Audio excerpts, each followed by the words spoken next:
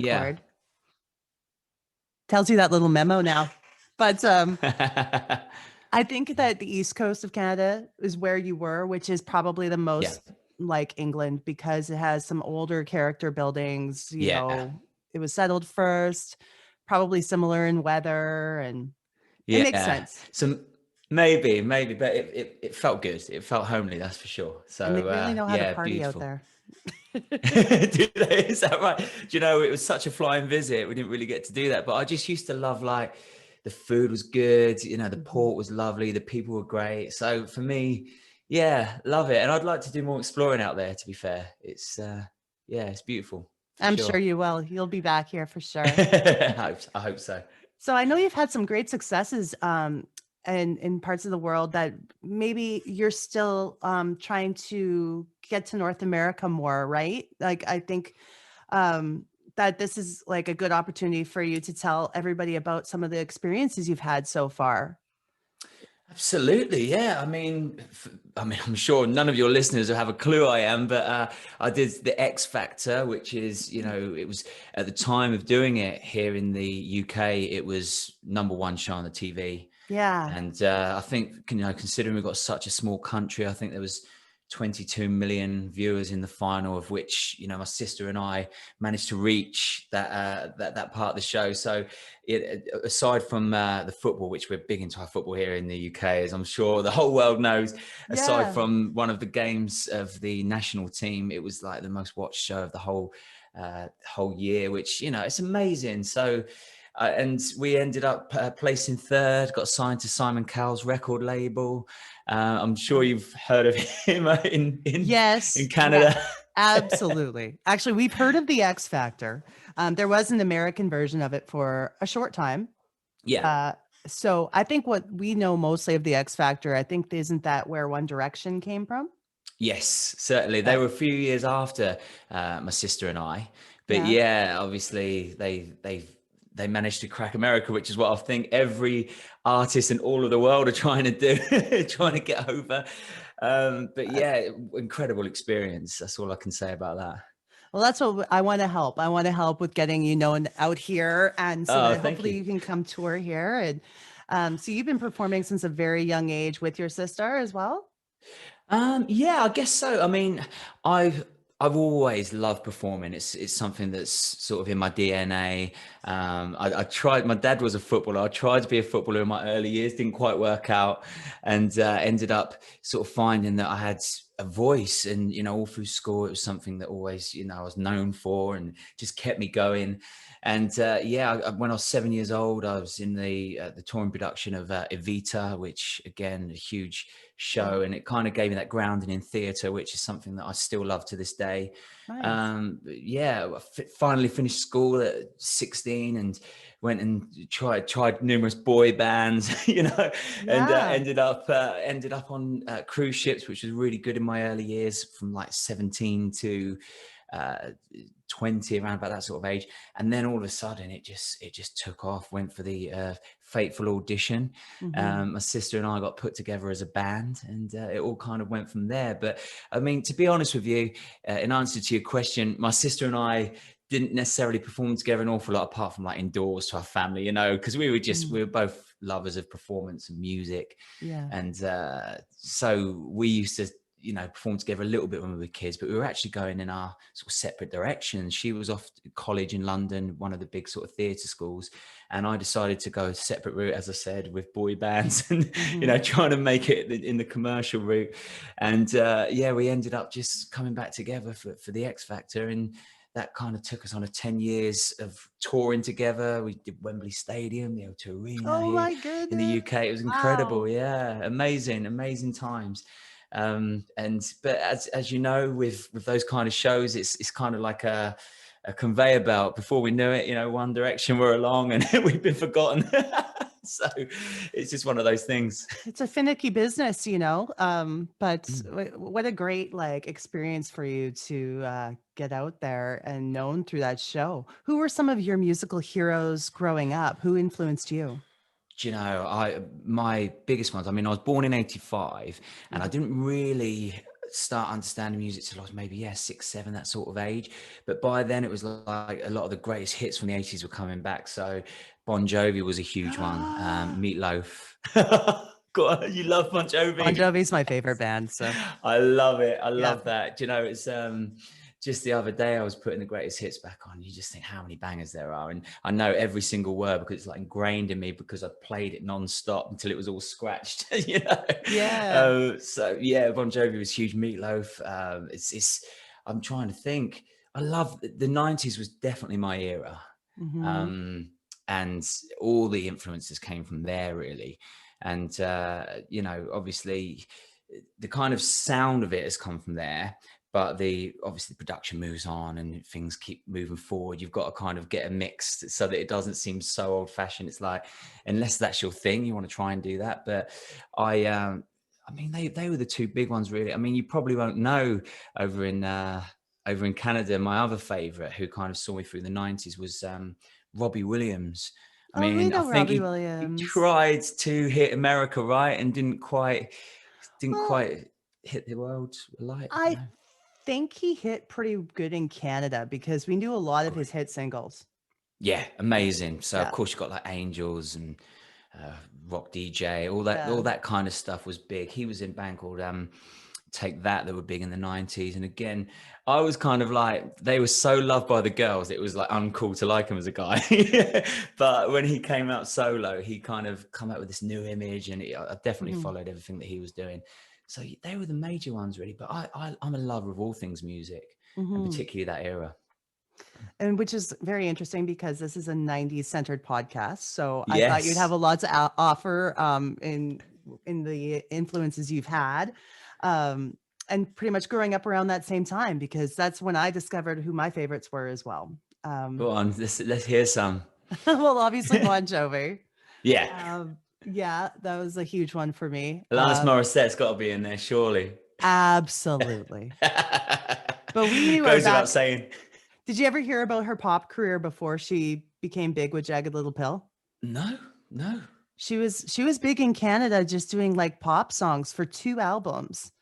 Wow. And then all of a sudden she comes out with that You Oughta Know song, and everybody in Canada goes, is that her? Like they couldn't believe it. So, amazing. yeah. So what we know wasn't the her that you kind of grew up knowing, I guess. Is that what you're trying to say? Yeah. Yeah. It's weird, isn't it? Because it feels great with these artists to kind of know where they started.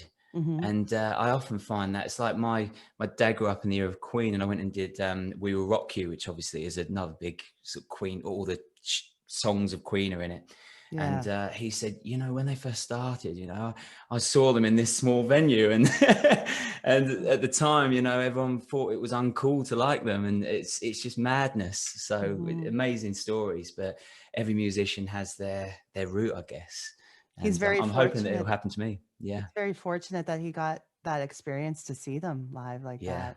Absolutely. Yeah. And it's incredible hearing the stories. And he said he always championed them. And when they finally were taken really seriously and everyone loved them, he was like, I knew that. But my dad likes to say that about so many, like he played against every footballer that was, you know, world class or whatever, and had a good game against him. It's quite like, you don't know. Well, obviously I'm taking it as truth, but he is funny like that. He likes to say about all the things that he did back in the day. It's really cool to hear the parents' stories when you're older. I love hearing about what I just asked my mom recently about some of her music experiences because I wasn't ever really sure, but it's nice to learn about that. One thing we were talking about things that we don't know very much about in North America. Of course, football in North America, we call it soccer. Yeah, of course. And we didn't know much. We honestly don't know a lot about it. It's not as popular here, but I remember David Beckham, when he came over, that kind of changed things a bit. You know, so it brought that popularity and that interest. So the Spice Girls were huge for me as well during the 90s, by the way. And they're one of the artists that are on my latest album. I'm sure we'll get to that at some point, but they really were the 90s in that time. And I think the whole football thing here, well, soccer obviously is during that period, it was huge as well, because we held the big European championships in our country at that time. And so music and football and the culture just felt great. Obviously, there was no COVID, so I was mingling and mixing, and everyone can remember where they were on these certain times. And it was just a beautiful, beautiful era to be alive, really, honestly. It was really fun, especially like I really enjoyed the early 90s and the late 90s. Were you a fan of, well, Take That, obviously. What about the Backstreet Boys and the NSYNC era? Absolutely, And yeah. Britney. They were my boy band era. So, Yeah. what is it? Hashtag save Britney, or no? Yeah, Free Britney. Free Britney, Yeah. free Britney. Oh, I love that. I watched that on Netflix, I think it was, and amazing again. And you're just reminded of what an incredible artist she is. And, you know, it made me go, hashtag free Britney. you kind of become a conspiracy theorist and think that there's something going on, but amazing. But that era was, again, huge. NSYNC, Backstreet Boys. I was going to go see them in Vegas. Unfortunately, I didn't get down to it in the end. I went because my friend offered me some free tickets to go and watch, because he was in a rock show over there. And so we ended up going to that instead. But apparently it was an incredible, even to this day, the harmonies are still as tight as they've ever been back in the 90s. But yeah, that time NSYNC was when our boy band was getting created, and we were kind of like pretending we were them. You can't become a copy of something if you're going to try and make it big. That's the first rule that I learned at that time. It's very true. You have to be you all the way, right? So 100%. what is one of your most memorable performances so far in your career? Oh, I think probably we arrived on the scene properly in the X Factor when we sang "Nothing's Gonna Stop Us Now," the Starship on the show, and because we were kind of known for these gimmicky things on the show, and we were one of the first artists to really do that, because up to then it was more of like a singing show, and then we came along, and all of a sudden, and Brian Friedman, who was Britney's choreographer, he was he was the creative director of the show, and he really took us under his wing and started using us as his kind of like creative mind creation.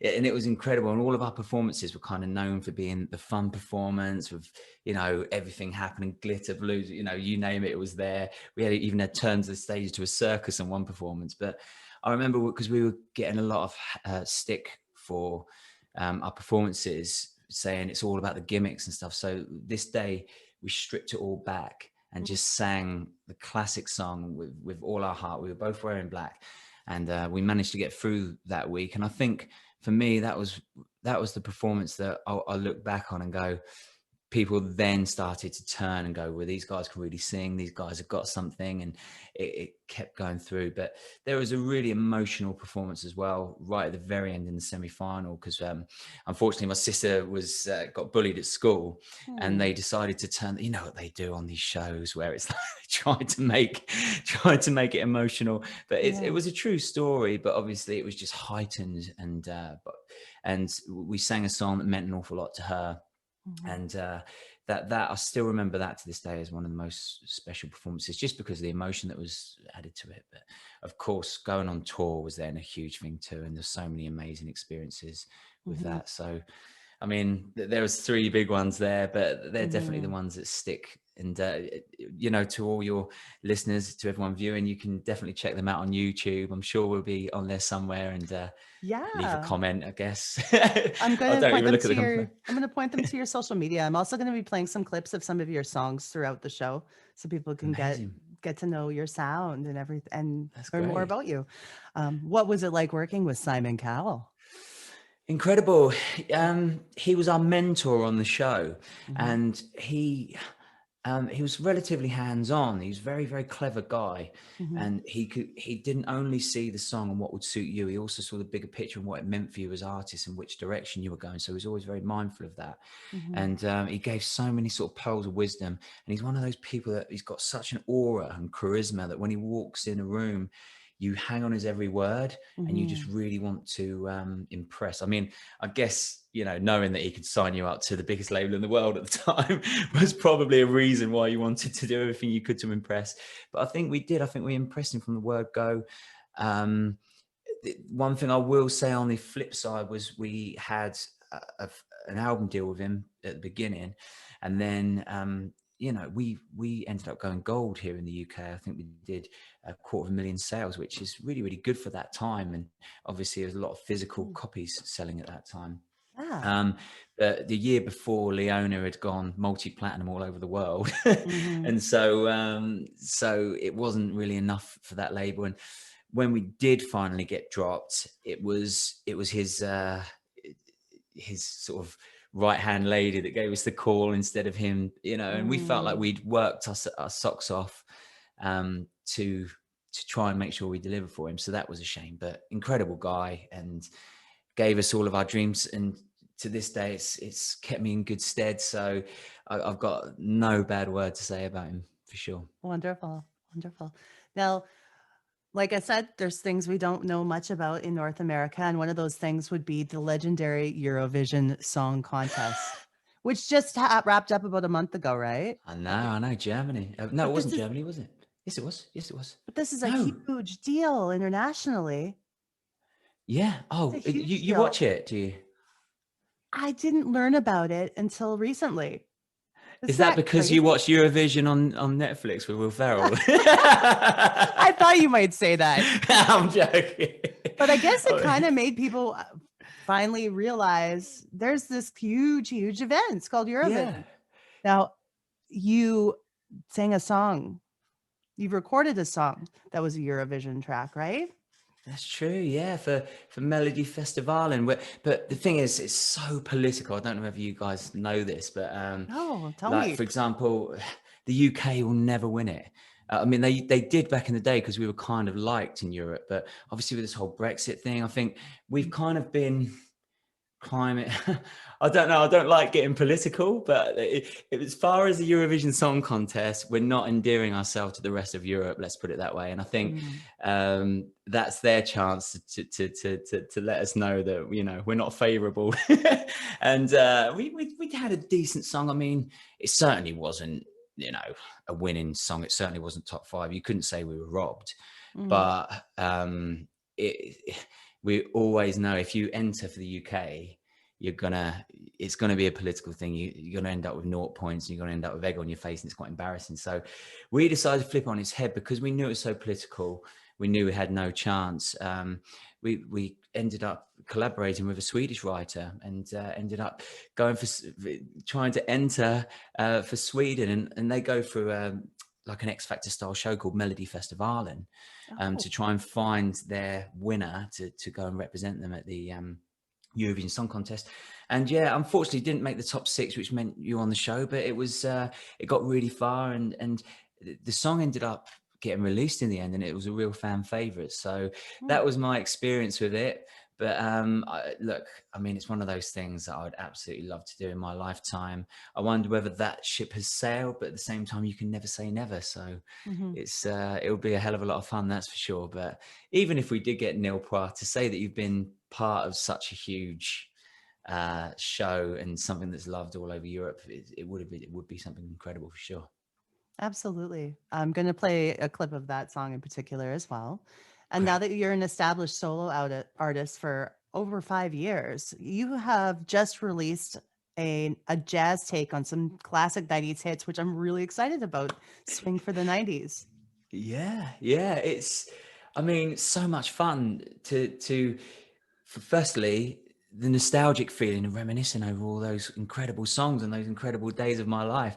And that was the biggest fun part, I think, was creating all these playlists on Spotify and Mm. deciding which ones are going to make it and which ones are going to suit the swing style. I've always had this idea of doing it because, as I said to you before, Robbie was I was a big fan of his, and he did a swing album, and he dropped it randomly, and it was a huge hit over here. And Ah. he did an incredible show at the Royal Albert Hall.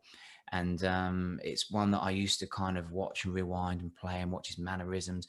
Love the songs that he chose to do. It was, and then off the back of that, you know, there was a big West End show of the Rat Pack that started to, because it kind of brought it back to the surface and everyone realized how incredible it was. And I always had an idea of doing that. And when we were on the X Factor, we did Reach for the Stars by S Club 7, Oh, which I'm not nice. sure I you know you that know you one. did. Yeah, it was we did that, but it was on Big Band Week, so they turned it into like a swing version. Again, it's probably on YouTube if anyone wants to check it out to know what we're talking about. But yeah, I thought on that date, wow, this really works, and there's something in this, and I've always wanted to go back to it, but the timing was never right. And because I had a bit of time during lockdown, I figured, do you know what? You've always wanted to do this. Throw it out there, see what people think. And I had the most fun making it, that's for sure. So you did the primary recording during the lockdown time? Yeah, so that was another thing.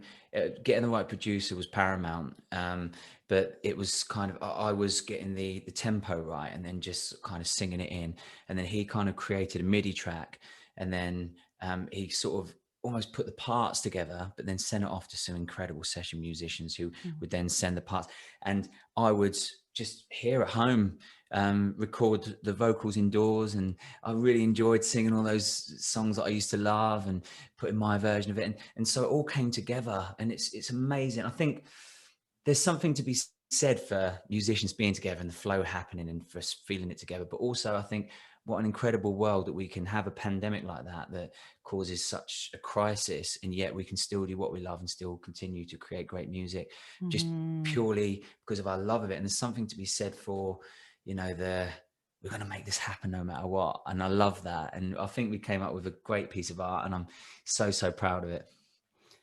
I'm excited to share. And I think it's amazing that people took this time locked down to be creative, to put out music.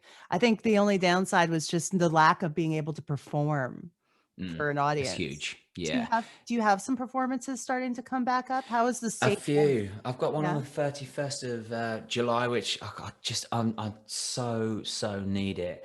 I was doing We Will Rock You, and then that unfortunately got cancelled because of COVID, and then we came to Christmas last year. We're big into pantomime here in the UK, and I was doing one of those, and that unfortunately got shut down as well because we went into a Oh. third tier which meant that our area got shut down. So I've kind of had a bit of unluck with the live performance, and now it seems like, because obviously I've got a lot of friends that are in the theatre world on my Instagram, Twitter, and Facebook, and it seems like they're all starting to get into different jobs. I've got a job lined up, so unfortunately I'm not kind of looking at the moment, but hopefully by the time next year comes around, you know, everything will be opened up, we can be back to normal. But that, I think it's hurt the music too, because like the numbers on this album, partly because we haven't been able to get out there and go and perform it live, and that's when people really start to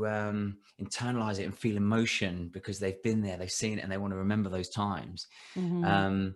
So that has been a big shame. But I mean, I've been delighted with the reaction of everybody. I think everyone thinks it's a great body of work. They love the choices. So for me, it's been an all-round success. 3 number ones as well from the out. I think 4 actually, and the album went in on the jazz chart as well on iTunes. So it's all round. We've been delighted with the success of it. That's wonderful. Oh, I'm Yeah. so happy to hear that. It's doing Thanks. so well. One and One. There's another single you put out recently. Can you tell us about that one? Yes, with it was a Robert Miles classic. It was again huge hit here. Mhm. Beautiful piano in the original, but I've worked with an artist called Peter Wilson, incredible artist. He lives out in Australia, and you know, global fan base. And he we did a song called Verona, which was a take on a Eurovision song, Mm. and it went down really well with the fans, you know, streamed really well. It got to number 1 in Argentina, and he came to me and said, will you like to sing on my latest album, Electricity. And at this point I was like, well, it's because we had such a good hit with that one. It seems a shame to kind of go over old ground, but I thought, you know, it worked. So if we get the right song, let's do it. And we went around lots of different records, landed on One, thought it said an awful lot with the lyrics, you know, the fact that we're on opposite sides of the world and we've got this pandemic going on. So we were emotionally involved in it. And I think the record turned out really, really well. It's very sort of 80s style, which it's kind of like an erasure kind of song, but that's who he is. He's called P80s on Instagram, but that's what he's all about. It's like his market, his niche, and he loves it. And I'm always happy to let him run with it. And I'm glad with how that one turned out as well. Good. Oh, I'm excited to hear it and share it as well. Thank you. Now, when we talk about the UK, it's one of those places I definitely need to visit in my life, which I haven't yet. What are some of the favorite things about your country and your culture that you would want to share with the world? Like maybe a little known fact. Oh my goodness, You can take your time to think about it, because I can't. I think I do think the fact that we're ingrained in such history, that is something that I'm always very, very proud of. I think that, you know, the monarchy, there's been a lot of bad press, I guess, about our monarchy of late, and with certain things, but I kind of love that we're steeped in history. And you know, we're a small country, but we're quite forward thinking. Like I don't know, I think there's a lot of, because we're an island, there's a lot of beautiful seaside places to visit. And London is something that it has to be experienced, because, you know, go see a show, some of the best in the world. I'm proud of our little country. I really am. But at the same time, I guess we get a bad rep in a lot of the world. So that's why I think sometimes I feel even more proud. But I guess like every country, we're just trying to do our best, and I think everyone wants the best for the entire world. I forgot what the question is now, but you definitely need to visit, because you'll feel it. And I think we're good people. I really do believe that. And I think also we've got a lot in common with Canadian people, I guess, at time. And I said this off air when I visited. I love the vibe of the people, and it felt very homely. So I think you'd fit right in, and you'd love it, and people would love you here as well. We love it when we get people visiting. Yeah, I'd love to come visit one day. Where has your music career allowed you to travel so far in the world? Obviously, you've done the touring in Canada, and you've obviously been to the US, right? Yeah, well, the ship that I was working on went out of New York, which is brilliant.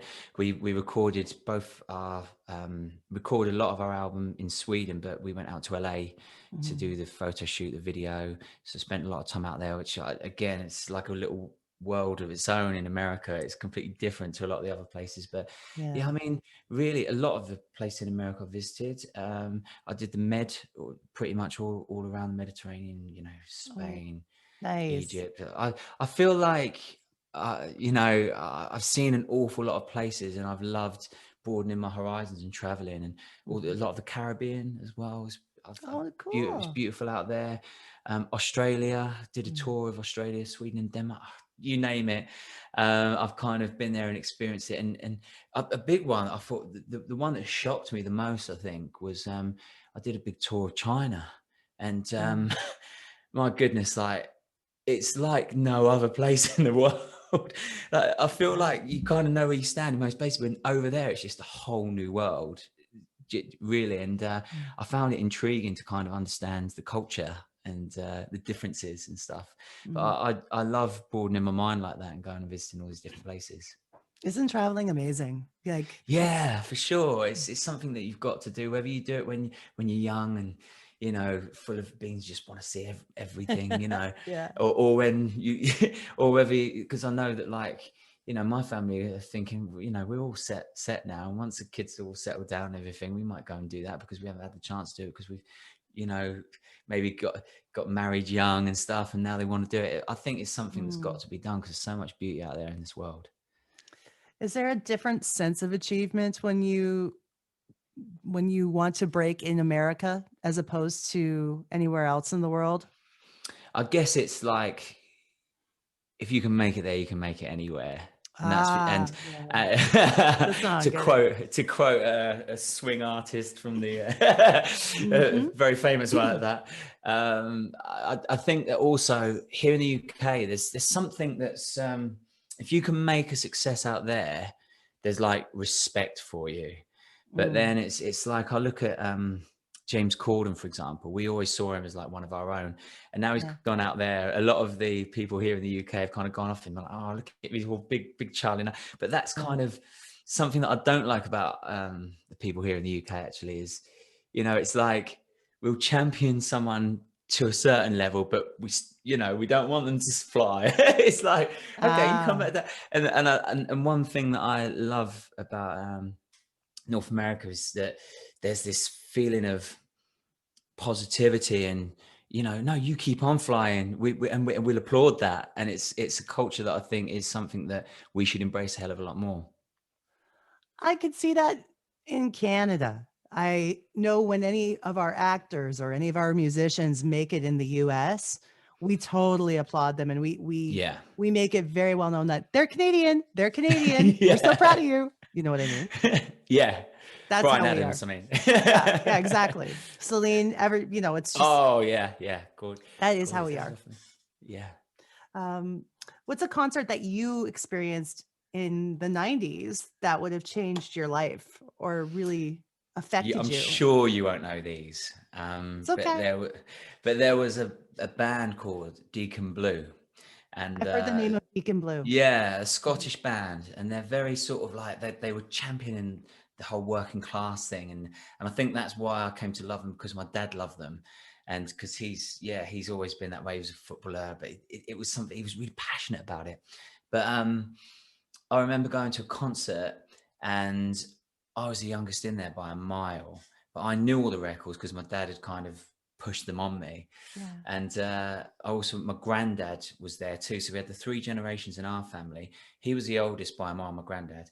I was the youngest by a mile. Most people were around about my dad's age, and it was so packed that it was like, but everyone was really passionate about it. And I was on my dad's shoulders because it was kind of scary being, and plus I couldn't see anything. And by this point I'd absolutely fallen in love with music. And Ricky Ross, who was the lead singer, he kind of looked right at me. He's in this thick Scottish accent, went, "You enjoying yourself, wee man?" and I was like, "He's talking to me." It was the most. Oh, it was, honestly. But when like, it's a story I've always told ever since, because it just meant so much. And I thought, of all the people here, like 1,000 people in this, he pointed me out, and and it was so obvious that I was a huge fan, because I was singing every word right back at him with all my passion, because it was, but it's something I'll never forget. But I've been to some incredible performances over the years, and it's awe-inspiring really when you think about it, and it's what makes me love music. What a moment that was, though, right? Yeah, I mean, how special. And I'm sure he would not remember it. But it's cool. Beautiful. Yeah. It meant a lot to you. And now we obviously know that you're going to be doing some performances, like you mentioned. What else can we look forward to that you have coming up this year? Well, I'm not allowed to actually announce the job that's at the end of the year. It's all good. It's something I've done quite a lot of, but I can't say it at the moment. But I think what I'm really excited about is the potential of actually touring this album, because I think it's so right for a theatre tour, and I think I'm at that kind of level, really. I won't be doing arenas anytime soon again, because obviously at that time we were on the biggest show.